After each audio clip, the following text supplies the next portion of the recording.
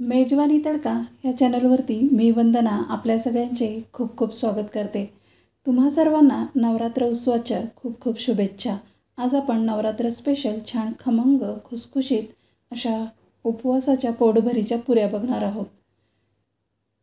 त्यासाठी मी इथे गॅसवर एक कुकर ठेवलेला आहे आणि 4 लहान आकाराचे बटाटे मी उकडून घेत आहे। आपल्याला इथे 2च बटाट्याचं मी प्रमाण दाखवत आहे, कारण मी 2 बटाट्याची सुकी भाजी करणार आहे। त्याप्रमाणे तुम्हाला जितक्या पुऱ्या बनवायच्या आहेत त्यानुसार तुम्ही बटाटे उकडायला घालू शकता।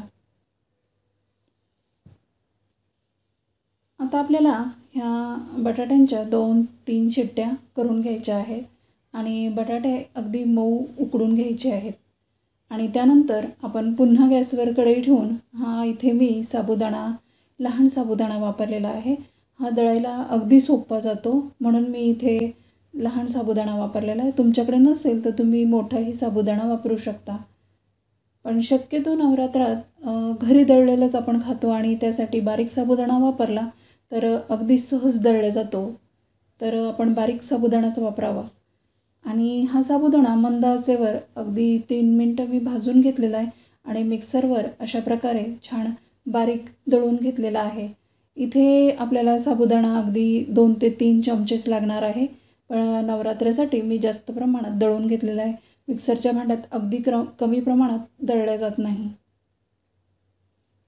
आता हा छान बारीक चाळणीने मी चाळून घेतलेला आहे। इथे मी मैद्याची चाळण वापरलेली आहे, कारण जाड जर साबुदाणा राहिला तर पुऱ्या फुटतात आणि आपण हे पीठ जास्त वेळ भिजत ठेवत नाही, लगेच लाटायला घेतो।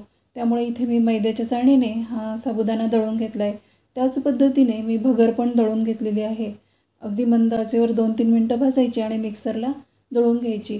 अशा प्रकारे लहान वाटीने मी इथे 2 वाट्या म्हणजे मेजरिंग कपनुसार पूर्ण 1 कप भगरीचं पीठ घेतलेलं आहे। भगरीला वरई पण म्हणतात, समा पण म्हणतात किंवा उपवासाचा तांदूळ असंही म्हणतात। आता त्यानंतर जो आपण साबुदाणा बारीक करून घेतलेला आहे तो साबुदाणा मी इथे पाव कप घेतलेला आहे। साबुदाण्याचं प्रमाण इथे आपण कमीच ठेवलेलं आहे। इथे साबुदाणा फक्त बाइंडिंगसाठी वापरलेला आहे आपण। या पुऱ्या तशा बघितल्या तर बटाटा आणि भगरीच्याच आहेत। आता थोड्याशा हिरव्या मिरच्या मी अशा बारीक चिरून घातल्या आहेत आणि थोड्याशा चिली फ्लेक्स घातलेल्या आहेत, रंगाला अगदी छान दिसतात।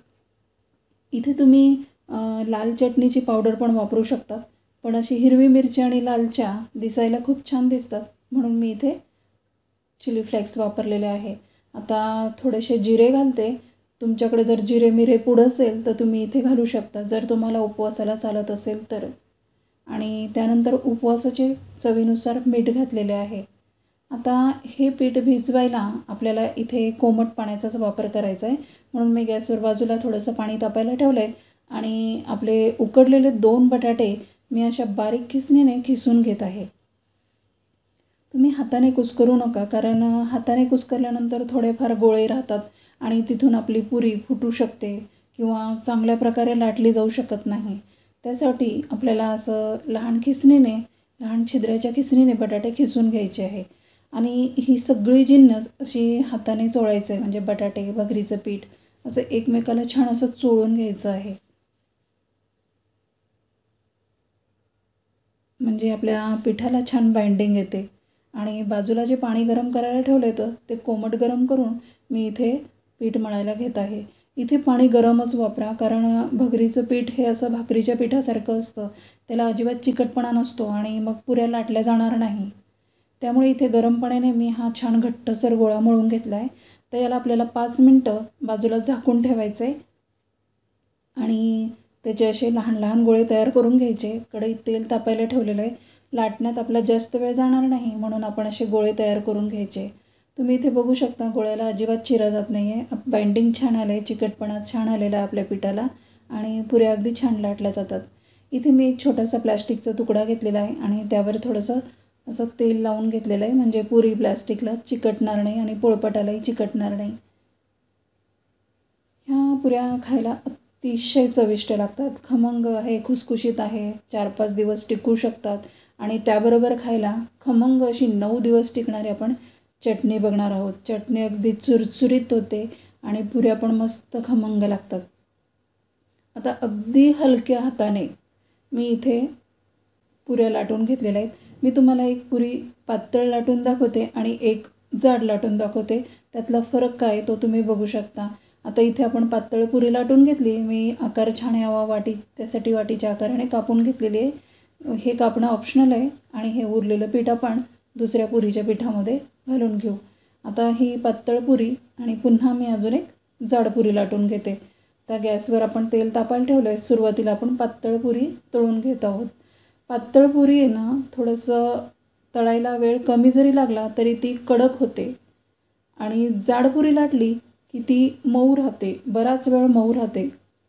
आपण ह्या पुऱ्या जर 2-4 दिवस आधी तळून ठेवत असू तर पुऱ्या जाडच लाटा, म्हणजे त्या चवीला खूप छान लागतात. अशा प्रकारे चमच्याच्या साहाय्याने पुरीवर तेल सोडले आणि ही पातळ पुरी कमी प्रमाणात फुगते. जाड लाटली की ती अगदी टम्म फुगते.